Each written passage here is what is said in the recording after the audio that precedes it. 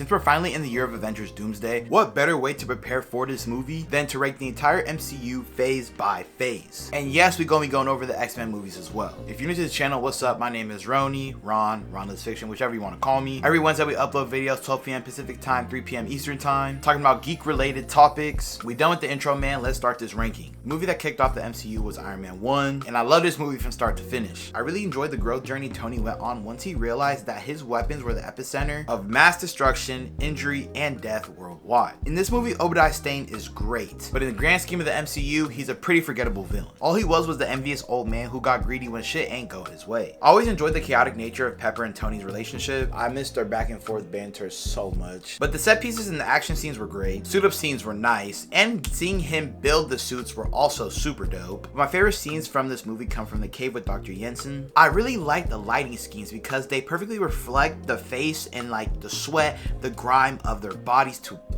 a T. The cinematography was great and the dialogue was well written and executed. Even the Doctor's last words to Tony about not wasting your life was great, especially when you think about Tony's end in Endgame. Well, I guess him being brought back in Doomsday, but is that Dr. Doom? We don't even know shit about the movie. Anyways, with Iron Man, I'm gonna have to go...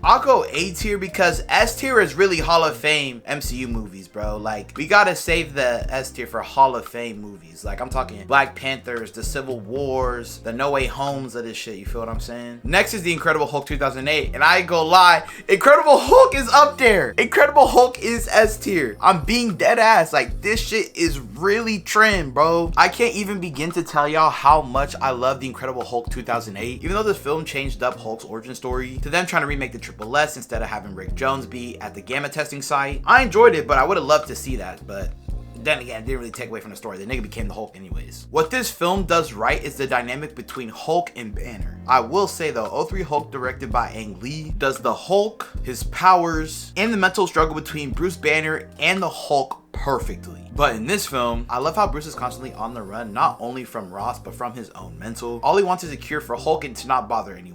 Nothing more, nothing less. I really enjoyed Liv Tyler as Betty Ross. She was amazing in her performance. I really think she was given good dialogue to work with. I mean, appealing to General Ross's dad to get his attention, and then jumping on Hulk mid-transformation, it really showed how fearless yet caring and loving Betty Ross really is. It's a damn shame she didn't pull up to the MCU again until a Captain America movie. Like, oh my gosh. She could have been so useful in those Avengers movies with Bruce, dog. Oh, I don't even want to think about that shit. But the transformation scenes in this movie, bro, don't even start.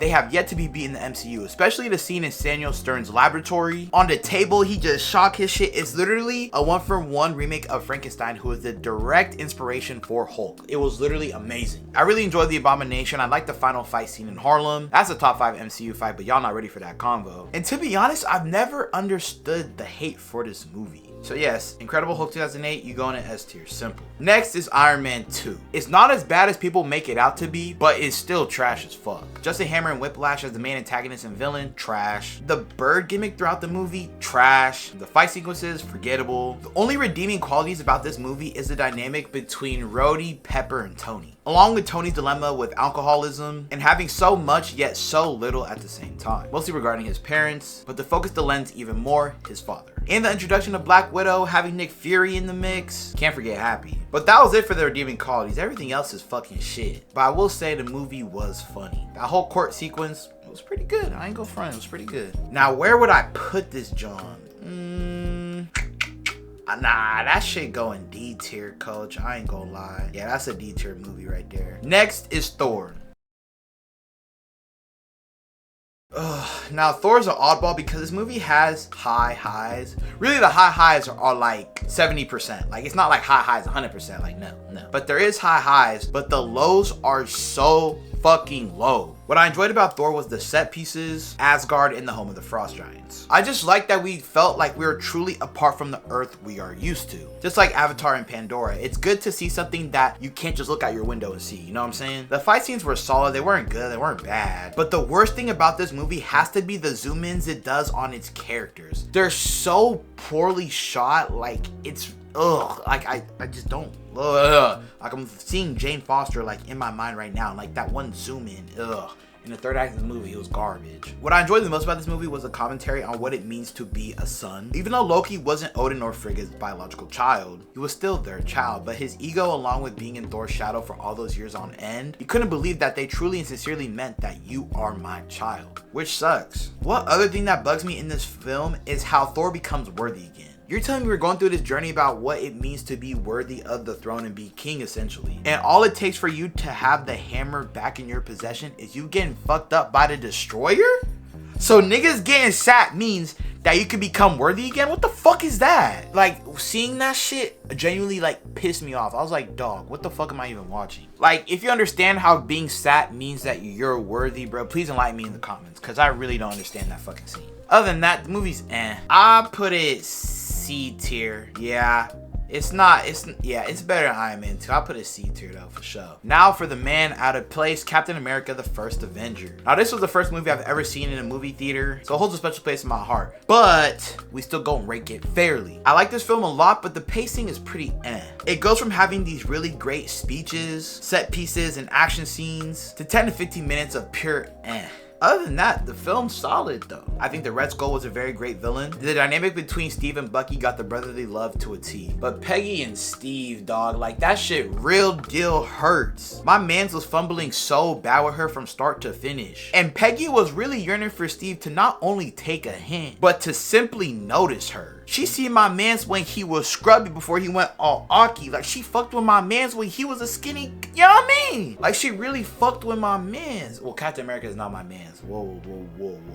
But she really rocked with the boy Steve. And that's what makes the ending so much more painful. Like, him seeing, like, the picture of Peggy, then just, and then, like, that nigga did not get that dance. And that nigga woke up 70 years in the future, outliving hella people's lifetimes, including Peggy. Next time he sees Peggy, she an old ass granny. Like, that's tough. This film's also cheesy in a good way. Like, his performance suit, that shit's cheesy. Him picking up the trash can to box, yeah, using that shit as a shield and shit. Obviously, it's an allegory to when he gets the actual shield. That shit was cheesy. But even just the old head humor from back then, it was cheesy as fuck, and I loved every second of it. And seeing a young Howard Stark and them talking about vibranium, always a W.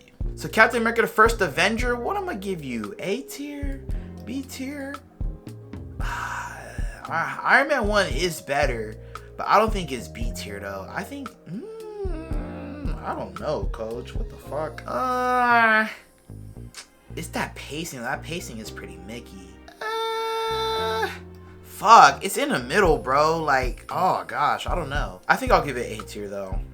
I think I'll give it A tier though. I can't front. Yeah, I'll give it A tier. I'll give it A tier for sure. And the very last movie of Phase 1 is The Avengers, the movie that changed cinema forever. I love this film so much, but don't get it twisted. Age of Ultron is still better, nigga. I better not see no slander when I drop this Phase 2 video, nigga, because you know Age of Ultron is like that. Don't even play with me. From the endless bickering between Tony and Steve, Bruce's intelligence and anticipation for his Hulk transformation, Natasha and Clint's dynamic being spies together, now they gotta regroup for this fucking crazy ass shit that Budapest did not prepare them for, to Loki and Thor's brotherly rivalry. It seamlessly blended this whole group of people with contrasting personalities to make nearly 3 hours of unskippable peak, dog. Plus the humor kept me engaged the entire movie. That man is playing Galaga. Thought we wouldn't notice, but we did. Steve giving Nick that $10. Bruce's little party trick. Shakespeare in the park. Does mother know you weareth her drapes? Like, it's just so funny. And they was boxing. Like, it was real hands in this movie. Like, oh my days, bro. So yeah, Avengers, we giving this an S tier, but we gotta shift it in front of Incredible Hulk, because this is easily the best film in Phase 1, no doubt. So yeah, this is green. This is green. There's no B tier movies. There's only S, A, C, D. Okay, yeah, on bro. So the final tier list for Phase 1 is Avengers 1. Then number 2, we got The Incredible Hulk. Number 3, Iron Man. Number 4, Captain America, First Avenger. Number 5, we got Thor. And then number 6, we have Iron Man 2. I think this list banging, dog. Y'all probably gonna hate on this shit because Incredible Hulk, but I'm not trying to appeal to y'all niggas. I'm appealing to myself. So if y'all gonna dick eat me in the comments, go ahead. But Incredible Hulk 2008 is like that. If you made it this far to the video, comment your guys' ranking of Phase 1 in the comments below. We upload every Wednesday, once again, 12 p.m. Pacific time, 3 p.m. Eastern time. Follow my Twitch, Discord, Instagram, and TikTok in the description below. My name is Roni, or Ronla's Fiction. I'll catch y'all next week. I love y'all, man. Protect your mental health. Like I said, once again, that shit really important, bro. It's 2026. Love y'all. Real shit.